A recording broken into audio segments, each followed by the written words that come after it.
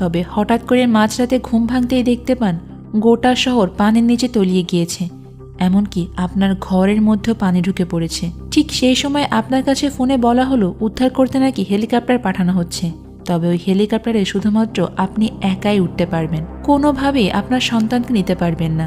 এমন কঠিন সিচুয়েশনে আপনি ঠিক কি করবেন বলুন তো আজকে গল্পের শুরুতে আমরা অ্যানা নামের একটা বিজ্ঞানীকে দেখতে পাই। সে ডারউইন সেন্টারের একজন ইমোশন ইঞ্জিনিয়ার ডেভেলপমেন্ট ম্যানেজার হিসেবে কাজ করে। নিজের ঘরে সে ওই দিন রাতে গভীর ঘুমে আচ্ছন্ন ছিল।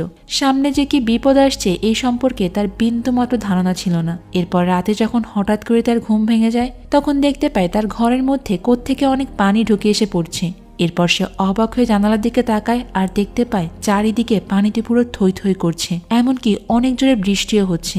এই পানির পরিমাণ মুহূর্তের মধ্যে এতটাই বেড়ে যাচ্ছে যে বড় বড় বিল্ডিং এ 2তলা থেকে 3তলা পর্যন্ত ডুবে গিয়েছে। ঠিক সেই সময়